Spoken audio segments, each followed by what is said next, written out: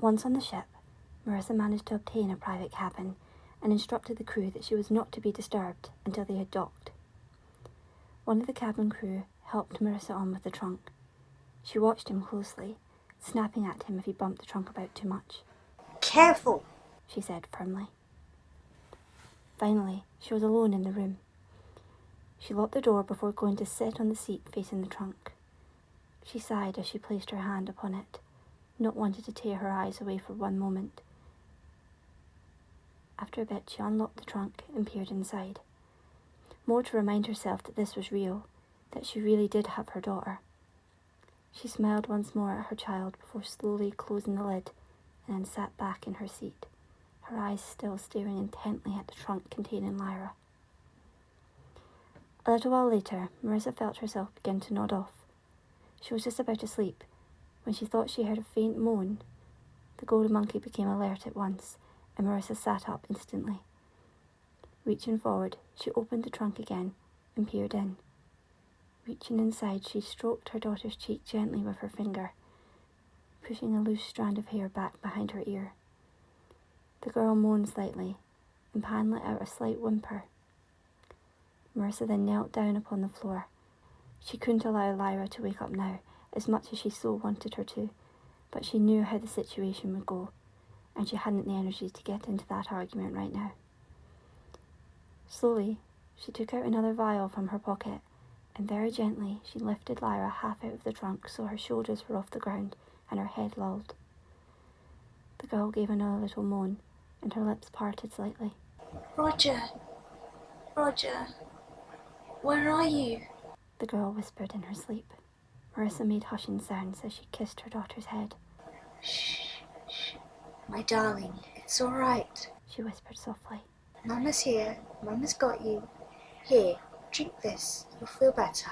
Marisa placed the tiny bottle to the girl's mouth and let a little of the liquid moisten her lips. She saw the girl's tongue reach out to taste it, and slowly Marisa trickled a little more into Lyra's mouth, letting her swallow each sip before giving her more.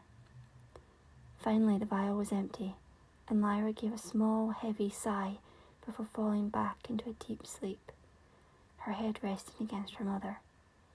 Marisa smiled softly as she held her daughter in her arms for a moment, stroking her hair, kissing her head, humming a faint lullaby. All these things she had never had the chance to do for her child, but now she could. Now she could make up for all those lost years. Now she could protect and love her child, whatever it took. Slowly, Marisa lowered Lyra back into the trunk, making sure she was comfy. The golden monkey, who had been holding Pan, now placed the demon back down beside the girl before crawling over to the opposite seat. Marisa kept the trunk open for a moment as she just stared down at her child. Soon, very soon, darling, we'll be somewhere safe. Somewhere no one is ever going to harm you, she whispered. She then slowly closed the trunk, all the time never taking her eyes off Lyra until the girl was out of sight. Then she sat back in her chair, smiling, satisfied. She glanced over at her own demon, who was looking wearily at her. She scowled at him. We have to do whatever it takes to keep her safe, she told him firmly, before looking away again. Though something was troubling Marisa, she had used the last vial of sleeping drug just then. She would have to find some other way of keeping her child asleep.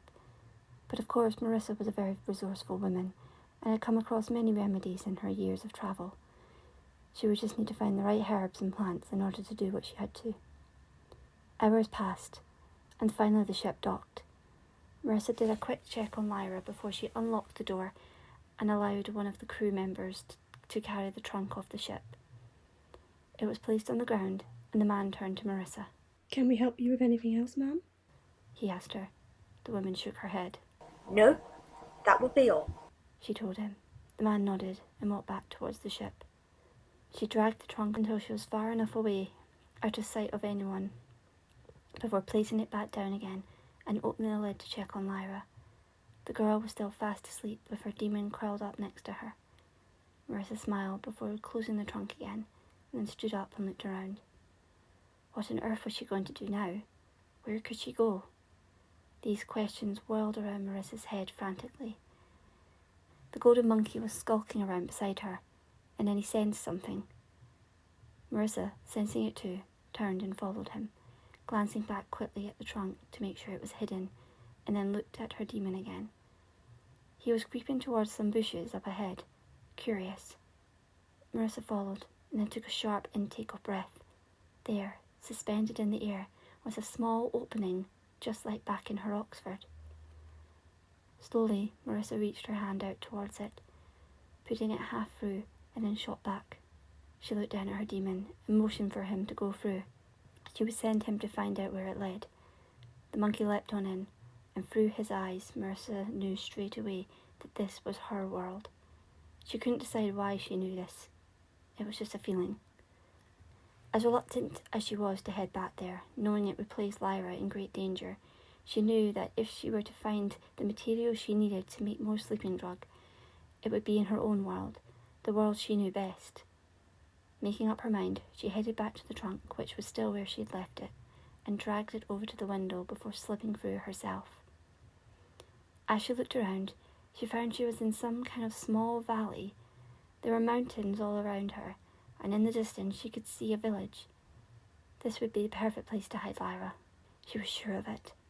Crouching down to the trunk, she opened it up, and as gently as she could, she picked up her daughter, placing her arm around her neck, and headed off in the direction of the mountains.